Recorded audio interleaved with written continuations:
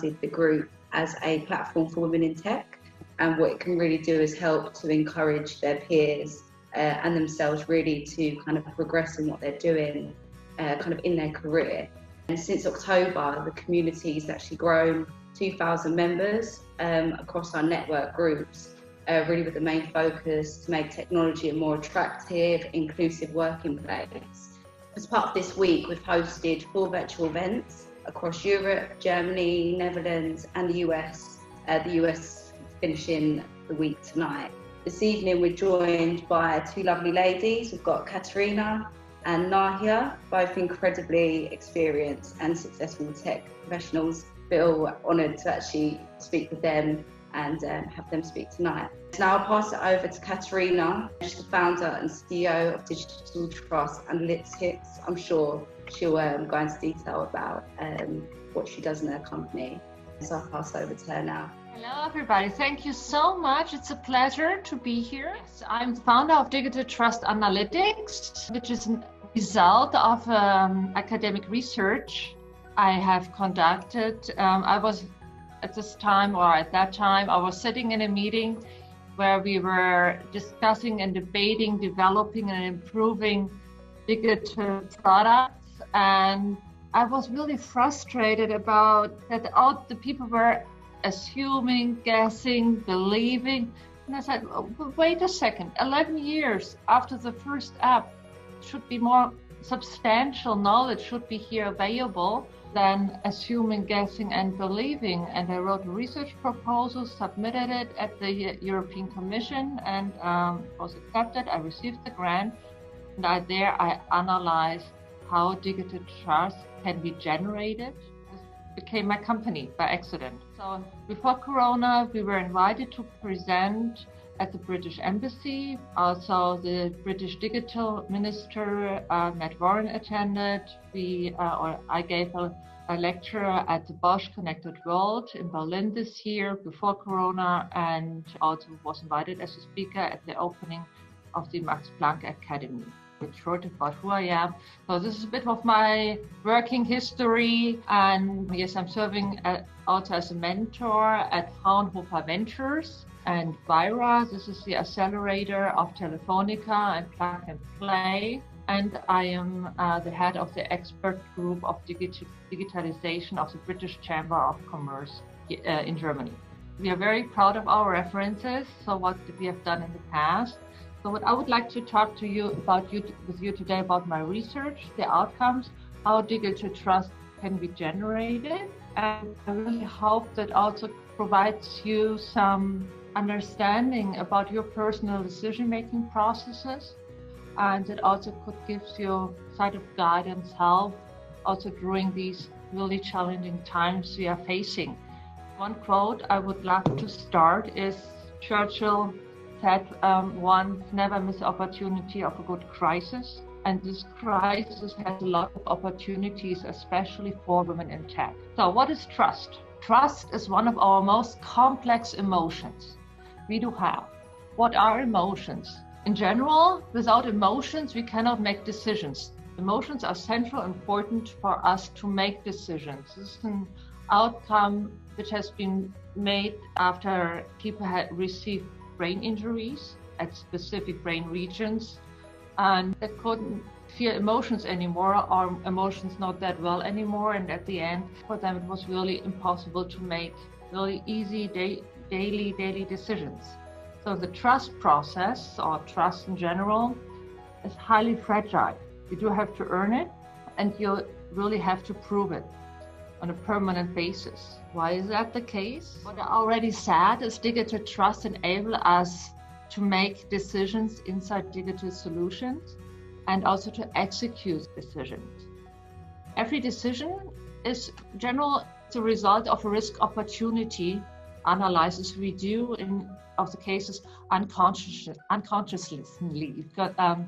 So sorry for my pronunciation. So we are not really aware about these decision-making processes. Trust can be the most easy way to make it understandable what happens from a neuro-psychological perspective. It is a management summary and a complex reduction of three databases we use. I will come later on more, where we talk a bit more clearly about the databases we use and all the different sensors or senses we are percepting in the specific situation. And on all this data we are collected in this moment, we are making decisions. 90% of the cases unconsciously. Well, this process is highly efficient. We don't use that much brain power, so the cognitive load is very low when we do that. Yeah, so that's what I've already said. So this is a very strong summary what happens in our brain when we develop trust. First, we perceive a lot of signals like the room temperature, are we hungry, how's the weather today, all different kinds of signals. And we are perceiving them with our sensors. So when I would ask you how many sensors do we have, you will probably say 5 or 6. Now we have even more, 14 up to 16, like the sense for time or the sense for being in a room or outside. So your decision will be highly different, will be very different if you make a decision inside a room or outside in rainy weather. So it has a very strong influence. And all this information go into our filter databases. So the lord of the decision-making process is the steam brain, which is the oldest part of the brain and we cannot influence by cognitive behavior. Then we do have the second highly important database of biography. There's all the information stored, what we have learned during our whole lifetime.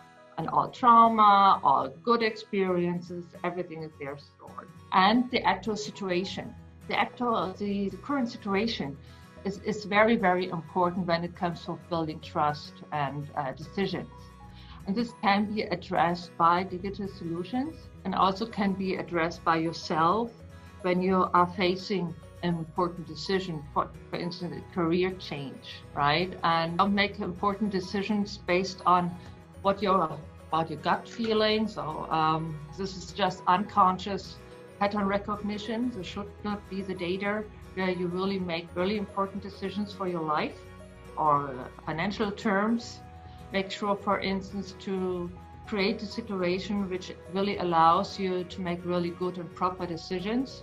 First of all, make sure that you have slept enough, have a high blood sugar level, that you are not stressed, also not unconsciously. Right now, we are all very stressed by this whole situation. Later, I will talk a bit more about the current situation, which really is boosting the cortisol level of all of us, and which will really change. This will really change all societies. And the next very important filter database is our psychogram. It's caused by our DNA, our life experiences, for instance, trauma, childhood trauma. And we have identified in our research 14 trust phenotypes. The trust phenotype can hardly be changed during life, and it's developed very early in the childhood. And then we are coming to the next step, conscious and unconscious decision-making processes. So first, our brain prioritizes. So what is an important decision I do have to make? And it filters. So for the brain, it's very important, all things which are important for survival. These do have a priority. Then complexity reduction. Our brain just only have 8 bits at the prefrontal cortex to deal with. So it really has to compensate data to don't use that much. The situation of food overload, it's a very young development. And the evolution, our own evolution, has not adapted to the situation yet. So the brain always tries to save energy whenever it can. So this is the reason why we don't like that much highly complicated mathematical calculations, doing them in our head. So, and then compensation of information deficit. In the majority of the cases, we don't have all the information we need to make a proper decision. So I don't know, factor X, could that be like something else? And this is also an unconscious process. And then our brain does unconscious risk and chances evaluation. So What are the risks? Is it worth it? Shall I do it?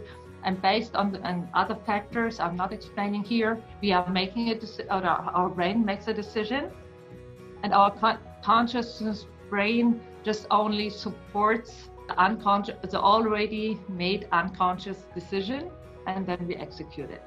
We are very much on remote control of our brain, and this debate often arises the question, yeah, what about the free will? Well, the free will is very, very small. It's very, very little. So based on our psychological experiments like from Robert Sapolsky or David Kahneman, really great Kabbalah scientists, free will happens mostly just only when we carry out self-discipline. It's not that much, to be honest. So, but what can we achieve with digital trust? Also, when you are already intact, developing your products, improving your products, when you implement digital trust, it increases really the user quotas. You are able to create a competitive advantage. You improve the marketing ratio, the sales ratio, the reduction of errors. It really has, and very, very important, especially when it comes to AI, it optimizes the human-machine factor. Now, well, the situation is pretty complicated when it really comes to AI and building trustworthy AI. So Deepforce and Simmons and Kent Massey have identified the algorithm aversion. So all of our decisions are influenced by 186 biases, and this is the 187th bias. So always when the algorithm makes a mistake, we overreact and immediately turn to our own faulty decision making.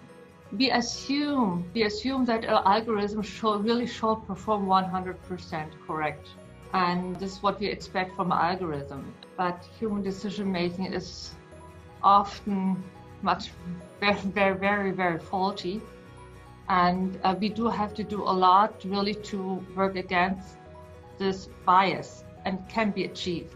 It really can be achieved. Right now, the situation is much more challenging, especially in Germany. I don't know if you know the term, the German angst comes from the history of two regimes, the dictatorship and the socialism and other cultural learning factors. This turned out that in Germany, we have 9.6% of the males have anxiety disorder, and 90% of the women have an anxiety disorder, and these numbers are really climbing up. Similar numbers have the United States and Japan. Oh, it's German, I'm supposed to translate it, but it doesn't matter. What is here very important when we are talking about fear, because fear is really what stops people using a digital solution, holds people back of using an AI solution or most of the cases machine learning solution, really anxiety. And what happens when we are anxious? It's the reaction of the amygdala. So the amygdala are these orange little things, right?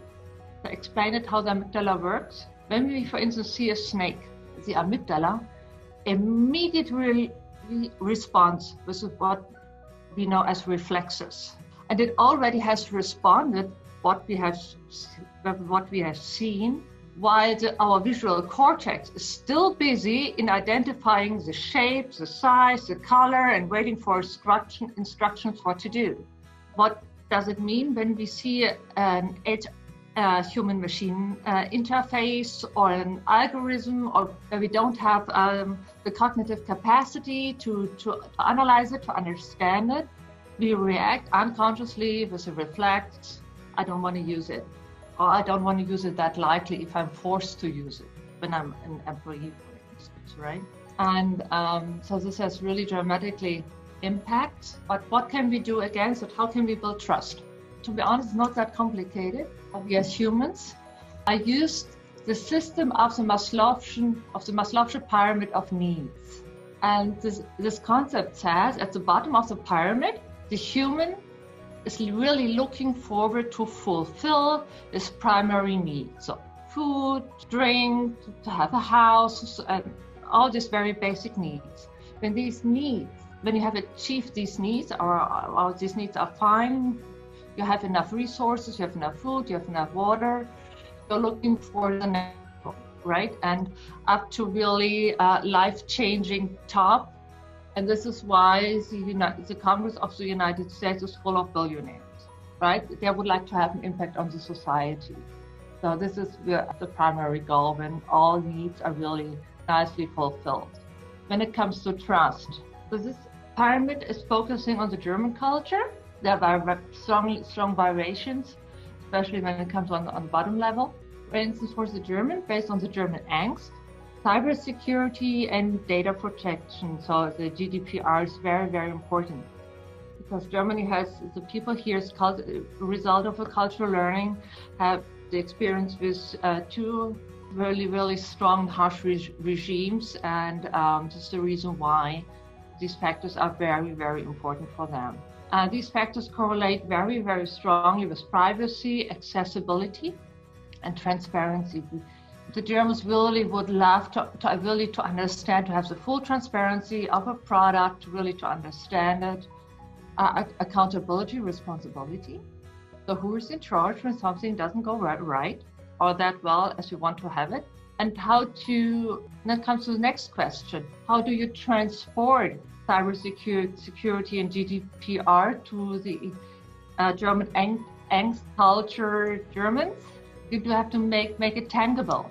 So don't produce it on 6-point or 8-point somewhere in the back of your website and in a really terrible language, which is really, really hard to understand, especially when you're not a lawyer. So make it positive, communicate it positively, nicely, understandable, technically, so that the user does not need that much brain power to get through it. Next level. Reciprocity is very important. So you give something, for instance, when you buy a product, I've been asked to for instance, yes, I do have here a nice example. Highways is a very nice example for reciprocity. Invite friends, earn product. Wonderful. Very easy, very simple. It really works for trust. And here, that's a very nice example for reliable engagement, reliability of expectations. So Glass, they started with a blog to understand the user group and what problems they would like to have solved. And that's really started with a Glass. And what really boosted their market success was a skin tone identifier, which allowed the user to match the right makeup. Well, this is here women in tech, so I used the makeup example. I hope that's okay. This was really, and here the skin tone check was really so super precise, so the users were really sure and confident that if they would buy a makeup, they were really sure it will really match perfectly their skin tone. So it was a wonderful, wonderful example. Let's go back here. Yeah, the context. Context is very important. In which context is your machine learning, your AI system standing? Where do you communicate it, and how is the experience of the solution? And especially, does it generate self-efficiency? And self-efficiency is very important because we are humans. Every one of us would like to belong, right? Everyone would like to be visible, to be seen. And because self-efficiency is, and maybe that goes too far. So it's also essential, or the essential thing when it comes to building trustworthiness AI, training data, right? When it really comes to producing trust, it's so essential that the training data is really, really perfect, is correct, because without good training data, you cannot generate good results. How transparent and understandable is the machine learning process? And does the explainable model interact with the user? But the major problem is not just only to answer, to communicate these very important factors like, I understand why, I understand why not. I know when you succeed in all these things. The most important when it comes to building trust is the same reason why we perceive video conferences or video calls very, very tiring, because we love to decode. We love to decode the mimic, the body language. And right now, our steam brain is very, very busy trying to decode and mimic the body language, and so it's unsatisfying because we cannot do it that properly. A few months ago, I saw really a very nice solution for a video call where you're really entering a room with a huge screen, which has enabled you to see the whole body of the person you were talking with. And this will definitely be the future step that we see in huge business complexes, these kinds of conference rooms, which allow you to see the person as a whole, and also a bit 3D animated. So very, very nice. But also the hardware need to be adapted. We have nothing stored in our steam brain, which is called into a screen. Based by design, we are still in the forest and are collecting and hunting and doing these things. And the major sense which is being used right now is a visual sense. Of course, this is our strongest one. Yes, it is important. That's why it is visual, because this is the reason why there are screens.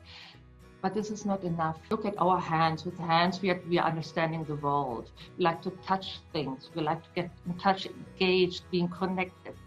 And there is so much room, so much wonderful room for really, really nice future developments and tech innovations. And I really hope you will be a part of it. And I can't wait to see your future development. Thanks a lot. Amber, actually a woman that I work with, mentioned she can't help but wonder if we see something similar in the rejection of experts in the media. She said it's an example of cognitive dissonance. Cognitive dissonance is one of the biases we do have, and cognitive dissonance has all the biases we do have, which are just only heuristics. These are no mistakes, and they do have been developed by the evolution for very good reasons. What is the key difference between building trust, let's say in the working environment, and digital trust, in your opinion? She said, what I miss now that some really big companies do not have any CRM. So in my opinion, a trustable organization should be approachable. The major difference is that we have, of evolution, we have learned to build trust in the physical environment. And in the digital world, we have no evolutional experiences in our steam brain we can use. So really, we really should work very, very hard to understand who we are based on evolution. So the behavioral biology is really helping here us really a lot, and it's really painful. It's really painful and really getting this understanding based on how we are making decisions and how we behave. This really gives a lot of room to improve digital products, improving hardware, improving algorithm, to allow us to trust them, to trust these solutions. And a trusted organization, a lot of companies are working or started to work very, very hard in implementing trust into their culture, which basically means this is really wonderful that the people behave, everyone behaves like it is expected. So everyone is predictable, right? And that really gives a lot of psychological noise out of the organization, which leads to much more efficiency, which is really great. What other factors would you say are important in getting over fear other than trust, or is trust the main pointer? This is very, very hard to say. When I do turn back to our amygdala, here at the amygdala, also aggression is located.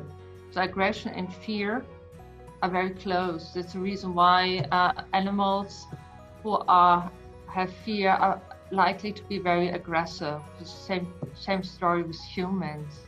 So it's not the opposite of trust. Trust is a wonderful emotion humans have developed, which really allows us to make decisions where we don't have to go through all this whole cognitive analytical process all the time. It's really efficient. Trust is a wonderful efficiency tool when it comes to decision-making processes. But you just only can develop trust when you do have the confidence that the system or the human being or the organization behaves like you expected it, and you are aware of the risk. Have you found, since kind of doing more research into trust, that kind of looking into the digital side of things, do you kind of see more faults in trusts and like, you know, looking into digital trust than you did before, kind of before doing any sort of research around it? Well, to be honest, doing my research, I often came to the point, oh, this is a knowledge I really didn't want to know, right? Yeah. When it comes to so life was really easier before. Yeah. Please find that naivety back. Please give it back to me. Right? Because you are always, this maybe you're permanently analyzing, and so your prefrontal cortex is super active. Yes, this really has made life quite challenging, to be honest. I was going to say, after listening to that presentation, I feel like I've heard enough. I feel like if I know too much about behaviour, too much about it, I'll stop trusting, you know, digital side of things. How do you regain trust? If yes, would it be the same as before? Well, it depends on the questions and what really has happened. It also depends on the context. Yes, trust can be regained, but it does not come cheap. It doesn't come cheap. You really do have to work for it, especially when you are a company and you have lost the trust of your customers. Just a few commercials will really don't help. It's a lot of work, and it's worth it. So on the interpersonal level, same story. You really have to earn it. And for everybody who has questions, please feel free, contact me on LinkedIn, Sing, Facebook, Instagram, all right there with my clear name, Katharina. Thanks a lot for your time. You're welcome. Next we've got Nahia, who's a senior manager at Vodafone. Hello everybody. So thank you very much, Serena, for the invitation. My name is Nahia Orduña, and I'm going to talk about reinventing yourself in the digital age. So in 2011, after completing my degree in engineering, I was working in one of these companies that are like the great place to work. So I had like very good job. I had a car, a BMW that I will go with pride in the city. I was spending my weekends like traveling across Europe. I thought like, this is great. Like I came just like in a good place in tech. And then in 2011, with all this crisis, there was a massive layoff, and all of a sudden, like from one day to the other, my manager called me and said, look, I mean, your position is made redundant, give me back your laptop, the keys of your car, and thank you for what you've done until now. So I went home. And then is when, there was like a big crisis in Southern Europe, and this is when I thought, okay, I came to Germany because they were looking for technical talent to start from scratch, right? I've always been very curious about all those people that seems that effortlessly they are like moving from one position to the other and seems like getting better opportunities. But I always admire those that I see that they shape their future and they fail and then they come again and learn and progress this way. So I believe that now in the time that we are now is more disruptive than ever, and more than ever we have to know how we need to reinvent ourselves. And I'm going to talk today about a plan so where you can make it happen. So I'm going to talk a bit now about me. So I work as a senior manager in Vodafone, and I mean I have had a lot of ups in my careers, like from promotions to getting in a good project and having a great mentor and a great manager. But I've been also other times that, I mean, I joined a team and the team disappeared and I have to look at something internally, or I was like bullied by a toxic manager. So I had ups and downs, and I've learned with the years about how to reinvent myself.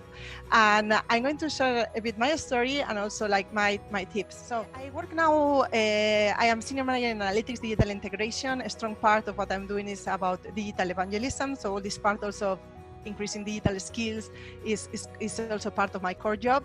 I've contributed in the topic of future of work. It really fascinates me, this topic. I have some articles written for the World Economic Forum agenda. And you can find more resources from my talks, from my podcast interviews, and so on in my website. And in that website, you can also download this workbook where you could, like, I will refer to it later because it's like the plan where you can use to boost your digital skills and reinvent yourself. So this is a bit about me, but I want to know a bit about you. So I've prepared here like a Menti, how you can join this Menti. I'm going to show you right now. So if you go to menti.com with your mobile or with other browser, or you just scan this website and use with the QR code. So if you log in menti.com, I'm going to do it at the same time and put this code, which is 444088. You should be joining my presentation so we can interact. You can see, like, I want to know a bit more about you. You can answer different answers. Please, you don't have to only answer one. So do you have an IT background? Are you an employee in a corporation, or are you an entrepreneur and freelancer? Are you a student? I know you can be something at the same time. Are you also looking for a job to start a new project? I would like to know with whom I'm talking so we can like prepare the message better. Okay, so I see IT background, not a surprise, and women in tech, which is quite positive. I see like, okay, 6 out of 13, like half. So I see also a lot of people don't have the IT background. Most of us seems that we are employees, but we also have some entrepreneurs, freelancers. Only one person defines as a student. And half of the people are looking for a job, starting a new project. If you want to vote, please like go, it also appears there, menti.com, and use the code 444088. I will give like 15 seconds more. I would like to know like, okay, see like more or less like half of the people have IT background, employees, and started and are looking for a job. 21, I'm going to keep a bit more. I'm going to have more answers for you. So if you join now, you can interact with me during the rest of the presentation, which is a bit more fun. So I see like more, like half of the people IT background, which means like the other half don't have it. And a lot of people like are also interested in starting a new project. Please continue joining the Menti because we are going to have more questions. And then I have a question for you. So this is a bit of, you have to guess the right answer. According to the World Economic Forum, they published a study and they said that by 2022, 75 million jobs will be displaced. So 75 million jobs worldwide will actually like disappear. And how many jobs do you think they will be emerging? 52 million new jobs, 75, so the same jobs that are displaced are emerging, 104 optimistic, or 133 more optimistic. What do you think is the right answer? So most of the people believe that less jobs are going to be emerging than disappearing, right? And then, yeah, I would say like out of 24, half 6 plus 6 think that are going to be more, and 2 think, yeah, it's going to be exactly the same. So I came here to give you good news. The right answer is 133 million jobs will be emerging. It's actually expected that even when we know a lot of jobs that are disappearing because a lot of automation is going on, more jobs will appear. And I think of this like, you know, like 150 years ago, so many people lived on agriculture. If they had known that a lot of agriculture will have been automated and will be reduced, they will have thought, what are the other people going to do? But new jobs have been emerging, and now it is going to be like much more increased. And we will stop talking so much about jobs, and we will be talking more about which skills we are needing. And one of the top skills that will be needed in the future of work is going to be like the digital skills. I have here like some insights. These are from last week, released by Microsoft. They were coming to us saying like, if you see in this, let's go through the blue line. We see that non-repetitive tasks with high cognitive skills are actually like increasing, right? Like there was first a job shift due to automation, and then a job shift due to digital transformation. If you go to the orange line, we see how the percentage of jobs that require low cognitive skills are going down. And what is more, if we see in each of the recessions, this going down of the manual skills is going even at a higher speed. So the conclusion is that now in 2020, we are living, actually this COVID is like making us digitize everything. So it is expected that we're going to need more jobs with high cognitive skill, but much less with low cognitive skills. And this is something that we have to think now about which kind of jobs and skills are appearing and which ones are not going to be so much needed. Thank you very much for the people who are sending me hearts. I like very much. Now, another question to you. Do you have a plan to succeed in the new normal? So we know we are going to need, there are going to be more jobs emerging. Probably some part of the things that you are doing in your current job are going to be like going down. Do you have a plan? What is your answer here? So I think you can answer only one. It's like, do you have a solid plan? Like, you need to learn more tools and ideas, you need guidance to start, or you don't need a plan, which can also be for these people I mentioned earlier that anyway they are born rich or whatever and they just don't need it. But it's not usually the case from all of us. Very good. I see people don't need a plan, so it's good that they are confident. Most of the people, of course, need to learn more and need guidance, and some of them, very good, they have a solid plan. What I'm going to share today is this plan on this journey of reinvention. So I see it as a journey. I see like now I can go from here to my destination, and I always go by bike, and I'm very happy. But suddenly comes a highway, and I need to find another vehicle and learn how to drive this vehicle. But once I do that, I can go faster to the destination. It can be more fun, and I can even reach other destinations that I didn't know I could. And it's a full journey. It's not like, okay, I'm going to do a training and I'm becoming an expert. It does not work like this. It's like what I'm going to be talking here is about the full journey. Like from the moment you are thinking, what are the hot destinations this summer? Where should I go? To the moment that you are like in the end an expert and you are sharing pictures of look where I am and why don't you come with me? What do you need for this journey? Well, I want to say that we are all fit for that journey. So we just need a map. What do I mean with being fit? I mean that it doesn't matter what is our gender, our age, our ethnicity, our cultural background, even I will say about economic situation. Well, I have like a research and I'm writing a book about this, so I could give more details. But basically, what we need more than ever is like cognitive diversity. We need people who think differently. So even if you are part of a minority, your impact can be much more because we want to avoid biases and so on, and cognitive biases as we discussed. So you are fit, you just need a map, and this is the map that I'm going to explain with you today. I always advise find a buddy, like find somebody for your journey that you can share and check and keep accountable, like what are you doing now, how are you doing, and so on. This is my advice. And then also write a journal. It's important to be writing like what you are thinking in each of your steps, how you are reflecting on that, and then keep a written plan. I will put like here like some examples of what I have in the workbook in my website, but you can just get a document or get like a paper, but it's important to keep a journal so you know how you are going. So I talk about this plan like a sprint. So for the ones that are familiar with the concept of a sprint is like in a time, usually like in traditionally like 2 weeks, you decide to take your energy and do everything on one goal. And then in the end of that goal, you think, okay, did I accomplish it or not? Because if not, you can like, iterate and do it again. What are the 5 sprints or steps that I'm going to talk about? I'm going to talk first about the first sprint, which is like inspiration. This is going to be like, where is going to be my next destination? But you first need, before you choose the destination, to see what destinations are available. Maybe you find out something that you didn't know it existed. The second is about finding your direction. And this will be like, okay, for me, that I want to travel with small kids, what is the most suitable trip? Or for me, that I want to travel with my friends, I don't want to meet those that are traveling with kids. So you will see like your direction, what is better, and based on your own circumstances. The third is the learning time. So of course, we have more than ever trainings available, and I'm going to talk a bit about how to make the best of the learning. The fourth is the networking. So before I used to think, okay, I make a training and boom, I'm done, I know something.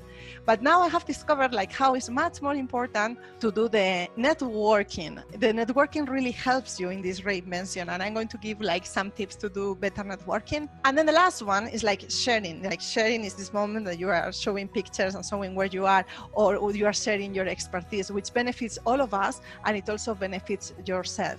So what I'm going to do now is I'm going to go through these 5 sprints and give some practical tips for each of them. First, I wanted to know, how are you in each of these sprints? So I have another question for you. Please tell me, how do you agree to these statements, which refer to what I was mentioning before? I know how to find new ideas.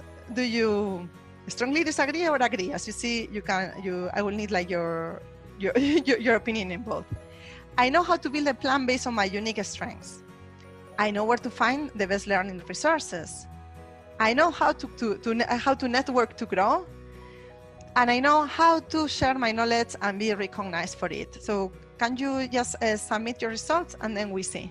I see like actually for the first one, people seem to be more confident, like to find new ideas, which is very good. But I see it's going down now, right? so then how to build a plan is a bit more less, but still scores a 3. Where to find learning resources, 3.2. How to network, 2.9, and sharing goes down. So okay, this is quite interesting. So I'm going to go through all of this, and now I know where you are stronger and where you are less strong. Now we are here. We are this person running in the inspiration. What is the inspiration? I will advise you to take like 2 weeks for this sprint and really stay 2 weeks thinking. It's not about today I watch a video and then suddenly I got the inspiration, because it's really like the more you learn, the more you hear what is happening outside of you, then you need to reflect on that. 2 weeks for me is a time that it works. You have time to reflect if you are being right or wrong. Exercises to find inspiration. Here I'm going to put 3 for this. There are like more in the workbook, or I can give you then later more information. So the first one is search your passion and add some digital words. So imagine you're a person that is marketing, but you have been in field marketing and you see that things are changing.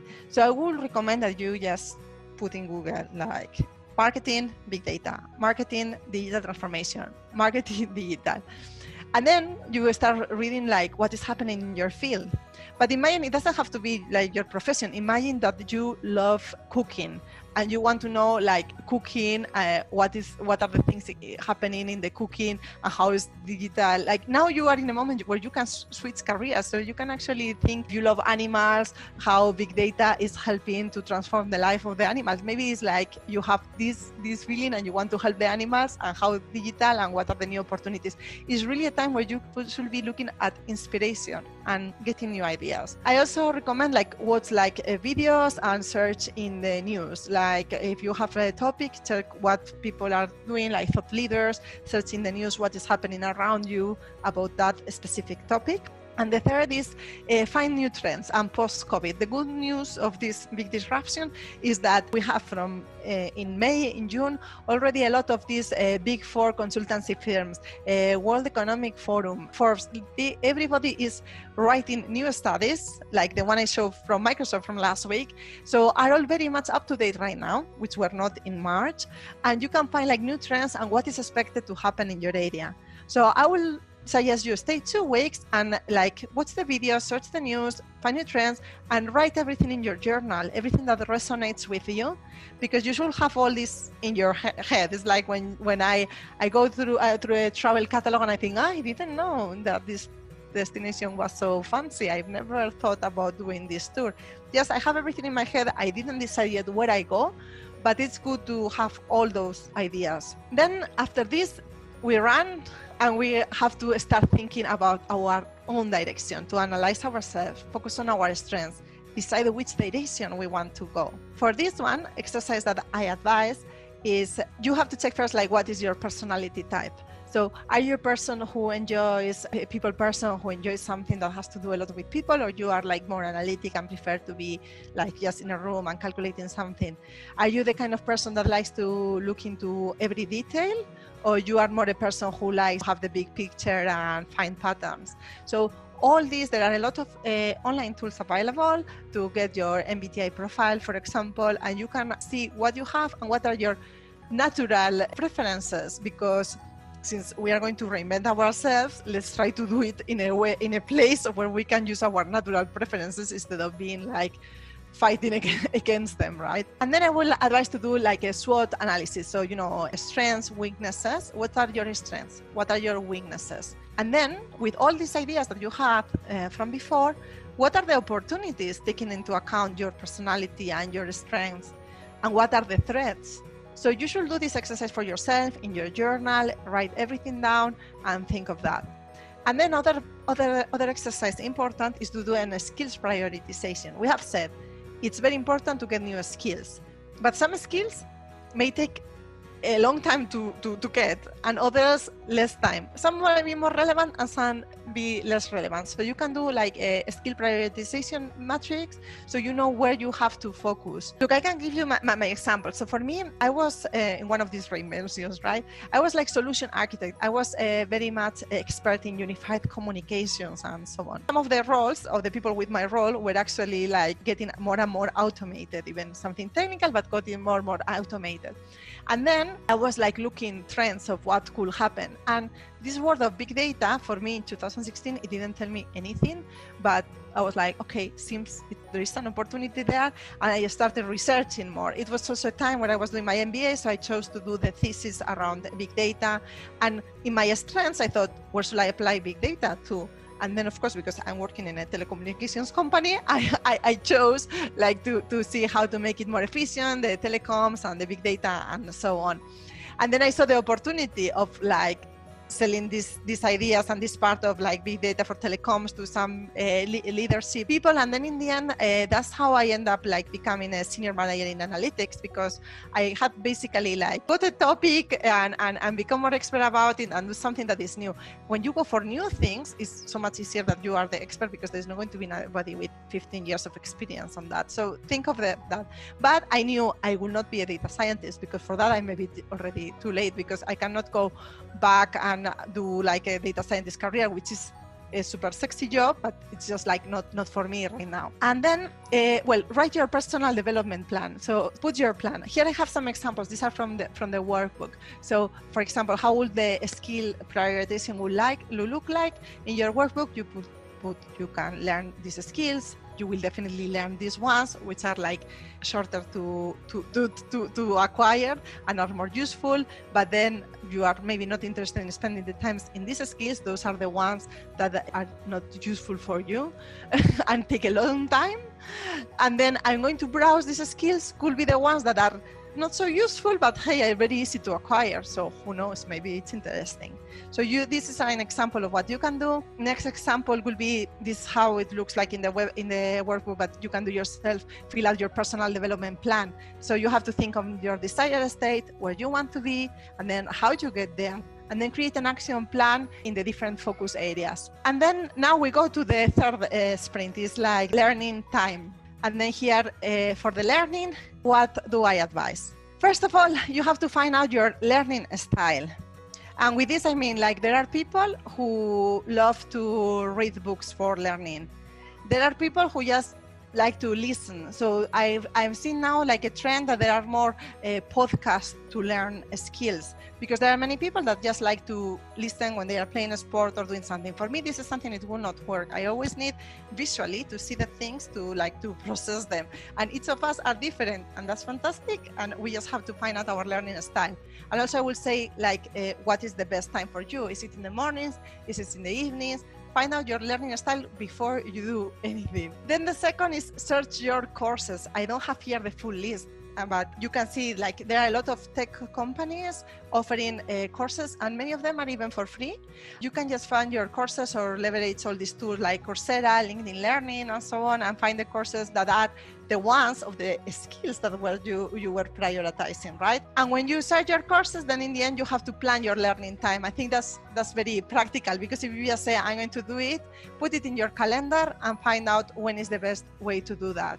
This is what I was doing with my MBA. I chose like, okay, I want to become expert of this. I have no idea, but I'm going to plan this time to complete this and learn more. So this is the learning part, and now we are going to the next one, which is like the part of networking. As I mentioned, before I used to think, okay, you do the learning, you do the course, you put in LinkedIn, I've done this course, it's over.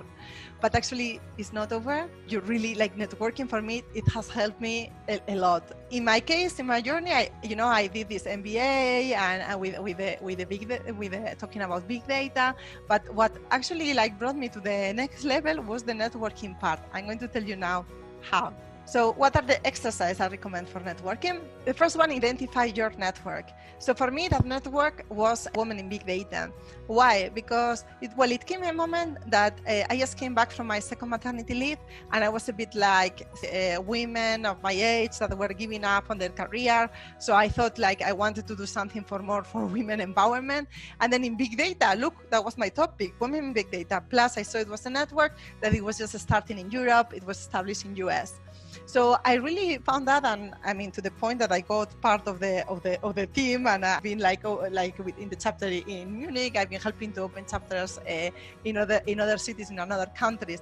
But there are networks for everybody, so you really can think like, what network resonates for you. If you don't find a network, I can also tell you it's easier than ever that you just create your network, because now with the meetups, with the Eventbrites and so on, if you want something specific, and I advise you to get something specific, then I mean, you have the whole world to connect there. So it's really, really something important. The second is do digital networking. If you want, you can also do volunteering, because in a lot of networks, they're always looking for volunteers to help. And that is an incredibly opportunity to test your leadership skills, but also to know people relevant in your field, organize events, attend events. So I always thought okay, I need to attend at least one event in the face-to-face times, but also now virtual, and meet people and learn. But actually, if you are all here today this afternoon, you are already attending events, which is fine. But I really want that you know that you could also even create your own events or volunteer for an organization. And you should also create, of course, your networking plan. So networking has different levels. Today, I cannot go through all of them, but networking is important. The corporate networking, for all of those of you that work in an organization, but for the freelancers and startups, I know the networking is very important, and you are always sharing knowledge, and it's quite flexible. It's important that you reach out to people.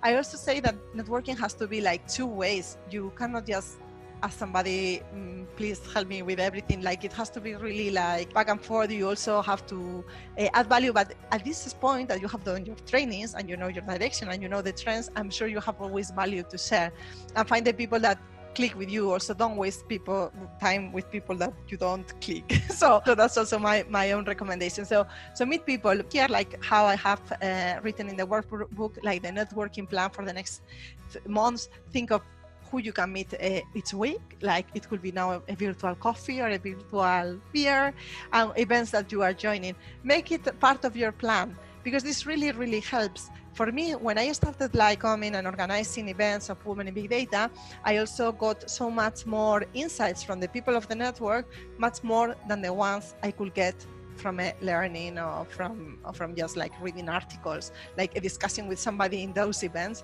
helps you much more, or it validates your thoughts, and it helps you anyway. And then we go to the last sprint.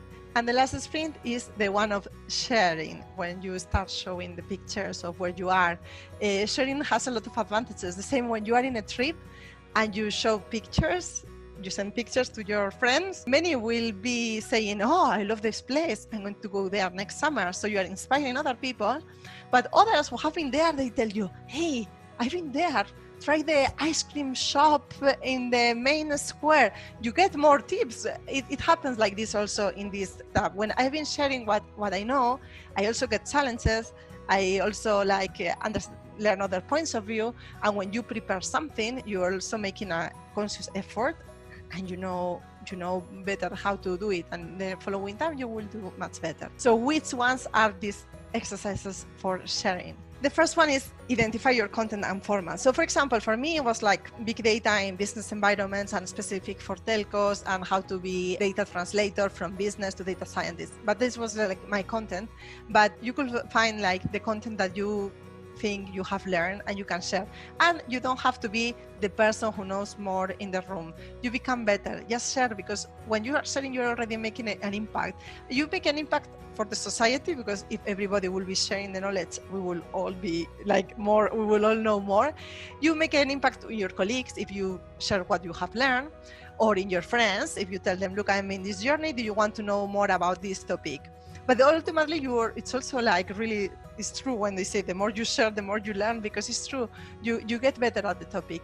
And then the format. So it could be that you want to write articles. For me, write articles have helped me many times to put in order my thoughts, and I write a long article. But some people may prefer Instagram pictures or tweets. Think the format where you feel more comfortable, or it can be video, it can be podcast. Think of the format, because that's going to help you. And the second is you should test with your immediate network. Start sharing with some colleagues, start sharing with some friends or family, start sharing with people of the network that you know, test a bit.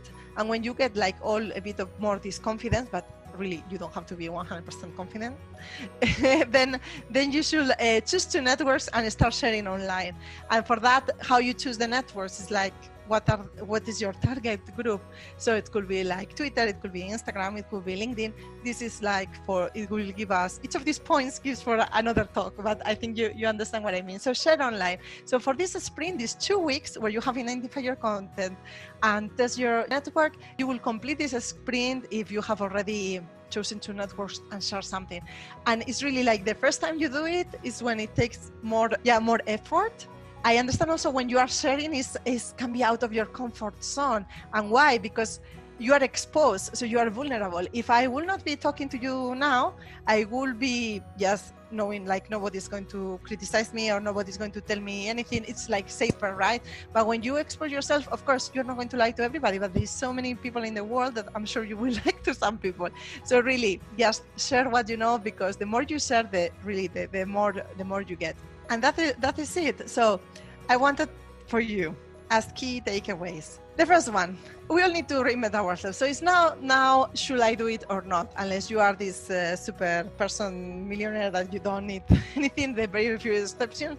Everybody has to reinvent themselves because all the jobs are getting automated one way or the other, and they are like changing. It was usually like, one of the top questions in the kids' birthday that they ask, what do you want to be when you grow up?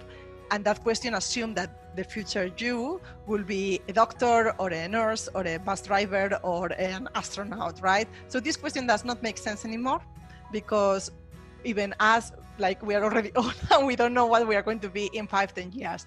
We all need to reinvent ourselves. Second is we are all fit for the journey. It's just like we have to adapt it. It's like, okay, I may not go to visit the Machu Picchu there, but I can have a stroll here in around Bavaria, and it's fine for me. So we all are fit for this journey. It's just we have to find out what is the map and what is the journey for each of us, because each of us, we can find a place. As I said, there are more jobs appearing than disappearing. And it's up to us to shape our way in that direction. And the third one, like, we just like need to follow these 5 sprints in the map, a buddy. I could talk about the buddy other time, but the buddy is also important, somebody who keeps you accountable and you are doing this journey with this person. And a journal is also good, so you can like track your progress and see how you are doing. So now I wanted to ask you, how confident are you in your journey? I would like to know that you come back to the mobile and then you tell me, like, will you start the journey? Are you thinking about it? Or you think I stay as I am because I don't need to change? Okay, very good. So very good that I have so many people here that want to start the journey. And then I wanted to invite you, like, I wanted to ask you first, like, what did you learn today? I would really like to know what of the tips I've shared with you are more relevant for you. What was the tip that you thought was more useful, or what are you going to do today from now on? The best ways to use your journey. Innovation is a structured process. Yeah, I think you need to give a structure. You cannot just go and say, I'm going to just do some courses. I think that's a mistake. People that just do a course and they don't think of the things before or after, it's more likely you get burnout. How to kickstart, I have a screen here, the change process for myself and success ideas to set it through, and how to go through it realistically. Have already downloaded the book, also it's reading, thank you. Writing a journal around your journey, it's important. Importance of networking, so we're thinking the same. I've learned the way to connect to people and create my own network for what I want to share with the world. Very good. Write it down in a journal. Right, I'm more likely to do it. Keep a diary and find a buddy to share. I'm used to do everything alone, even if I'm very structured. Didn't think about that. Yeah, I mean, I'm also like sometimes very structured, but when I have had other person going through the same, you can really start the journey better. Taking time to be inspired and make the right decisions. You're inspiring, happy to hear more jobs will emerge. Journal. I am glad you gave a concise way of organizing my thoughts for my journey. I didn't think of it as a methodological process, but this was very useful to break the process down to manageable steps. Networking and sharing is equally important as acquiring skills. Taking time to be inspired and make the right decisions. Wow, you learn a lot. Very good. You need a map, SWOT analysis, skill prioritizations. I really like the action plan for boosting digital skills. Can you share a link? Menti is good. I love Menti and I love these hearts, love your enthusiasm and energy. Get to know my personality and what journey will suit it. Very good, very good. I'm very happy that you are all there. Yes, I can share the link. I said it now in the comments. So this is like, it's just my name, nahiaorduña.com. Just in the end, like, how did you find the session? Excellent, thank you, great. Yeah, you can also give like feedback. Inspiring, great, excellent. Okay, good. So basically we can leave this there, and if you have like open questions, because this is the last slide, you can comment. I love this. I've never seen Menti used before. Great, I love to see it. I think sometimes getting more interactive and seeing your opinion next to someone else's, you can kind of just put yourself out there and kind of see how you're relating to other people, if you're kind of on the same level as them, or kind of if you're looking, you know, if you're looking in a different direction to other people. I know quite a lot of people saying kind of love the Menti. I love Menti, and I don't work for Menti, but I usually use it for all my talks, or I do competitions and that. And where I learned that also in one of our events of Women in Big Data. So you learn more things apart from your... Yeah, no, I love it.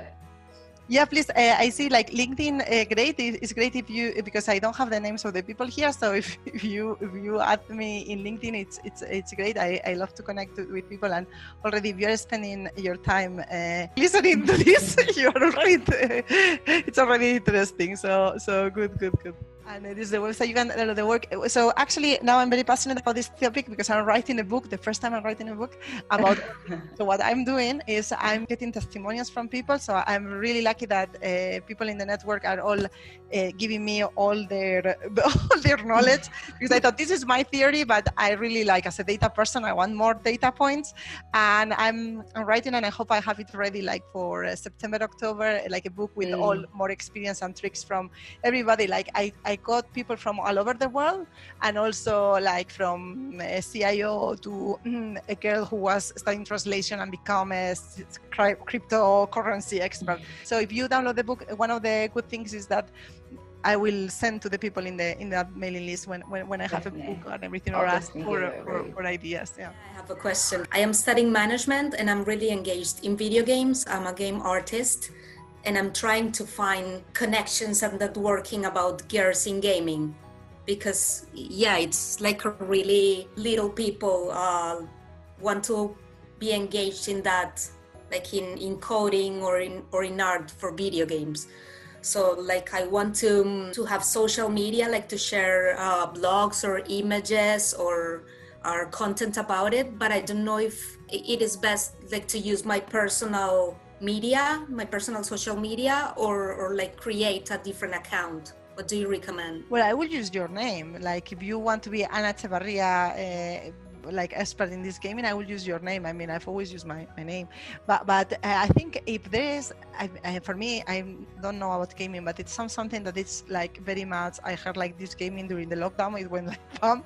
So there should be a community, and I will check like Eventbrite, meetups, Google to find a community. But if there is not, I will think of creating one. You can create a global, usually you just need a website, and then you can create the meetup, Eventbrite.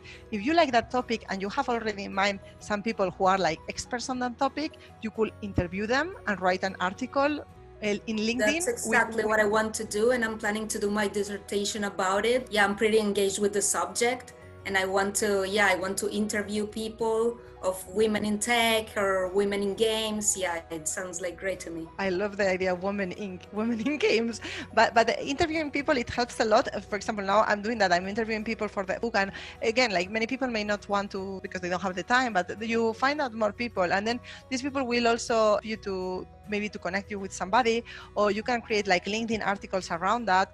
If you will find some game magazines or something online, maybe you can write them to see if they need a blog from you, because you are the woman in gaming founder. So you can also get, sharing also helps you for your social proof, and this is something that I could also talk about. So basically, people usually, I mean, we don't know each other. I don't know the names in this call. So if I see Ana Echevarria, I think, should I trust her? And usually it's like, time consuming. I'm going to Google Ana and what she's doing. But if you tell me I'm Ana Echevarria and I've appeared in this blog, I already think, okay, so my shortcut says, okay, let's listen to her.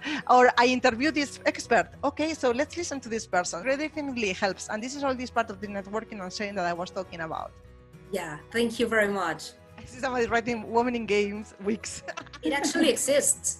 Okay, it's a community. It's called Women in Games. Yeah, it's. Okay, so to get in touch with them, more people writing. For sure, I will. I'm finding those communities, Women in Games. I'm finding podcasts about it.